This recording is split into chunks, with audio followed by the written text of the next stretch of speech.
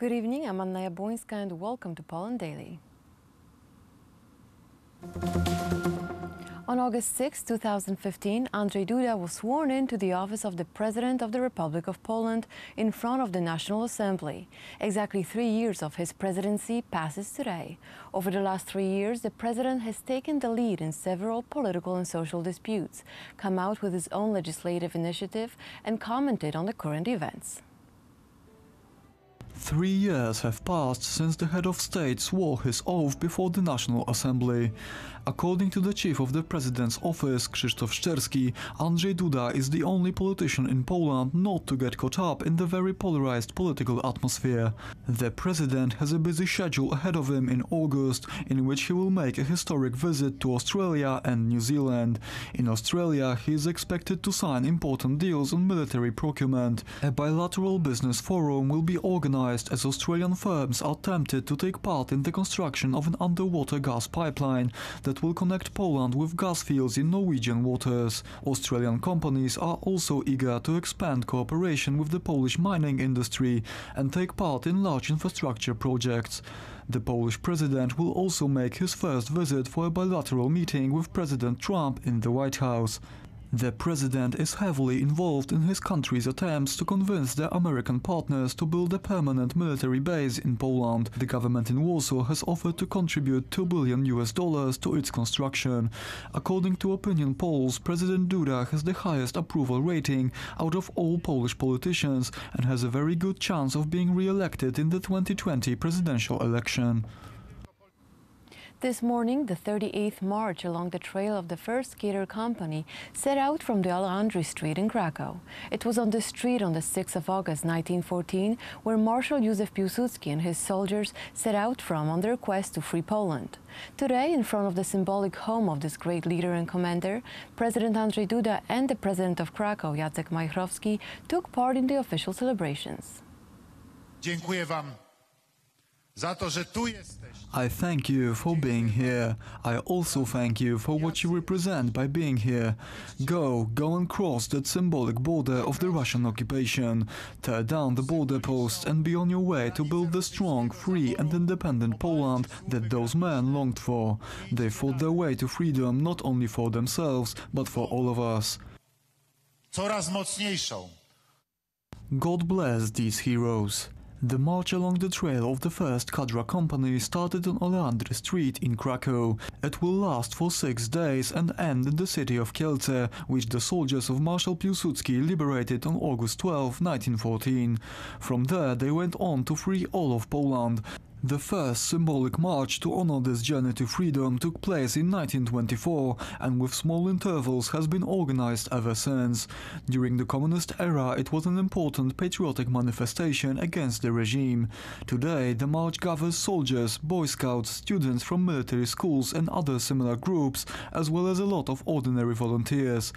They all partake in a military sports competition in which they have their orientation, shooting and first aid skills, as well as historical knowledge tested. They also visit many historical sites connected with both the First and the Second World Wars. This year's march is especially symbolic because in November Poles will be celebrating the centenary of regaining independence. Professor Maria Dzielska has died. The outstanding historian, classical philologist and translator of source text passed away in Krakow on the 30th of July. The funeral ceremony was attended by the Prime Minister Mateusz Morawiecki and the President of Poland Andrzej Duda, who awarded her the Order of the White Eagle. Professor Maria Dzielska was the most famous of all Polish historians, said the Polish president, who took part in her funeral ceremony on Monday. Professor Dzielska was a historian, classical philologist, and translator of source texts who lectured at the Jagiellonian University for many years. As the president stated, she is the most quoted Polish contemporary historian in the world. Polish Prime Minister Mateusz Morawiecki and the head of the Law and Justice Party Jarosław Kaczyński also participated in the funeral ceremony in Krakow. During the last farewell, Professor Dzielska received the Order of the White Eagle for her contribution to promoting cultural heritage, outstanding achievements in scientific and research work, and also public activity. The order was handed over to her son Witold Dzielski. Today, Polish Prime Minister Mateusz Morawiecki met with the 139 Polish firefighters who spent the last 2 weeks in Sweden putting out the worst wildfires in the country's history. Their arrival in Sweden was received very warmly by the locals, as it turned out that the country lacked the necessary capacity for putting out wildfires and large-scale crisis management operations in general. Prime Minister Morawiecki greeted the firefighters on their safe return to Poland as their 44 trucks disembarked in Świnoujście from the ferry from Sweden. Drodzy strażacy, szanowni panowie, you have all made us very proud. Yet again you have proven that Poland is there whenever our European friends need help. You have given proof of our national speciality, standing alongside others when they are in difficult situations. When you left for Sweden, our hearts were beating fast as we worried for your safety. However, at the same time, we were incredibly proud as we knew that your level of professionalism is outstanding. I want to thank you for your hard work in Sweden. I'm proud of you and all of Poland is proud of you. Z dumy, bo wiedzieliśmy, że staniecie na wysokości zadania. The fires in Sweden spread quickly because the country neglected to build up a capacity for putting out wildfires. Despite having one of the largest percentages of forest areas in Europe, Sweden completely lacks an aerial firefighting capacity. Many Swedes are critical of the fact that the Swedish government and MSB, the Swedish Civil Contingencies Agency, has prioritized spending vast sums of money on mandatory gender theory education for firefighters and the armed forces, rather than obtaining necessary equipment.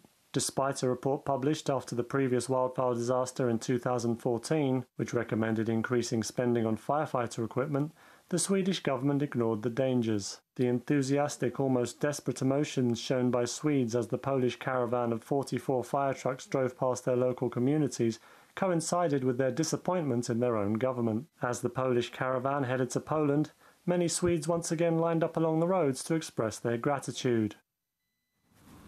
Thank you for watching Poland Daily. Coming up next, Poland Daily weather. Good night.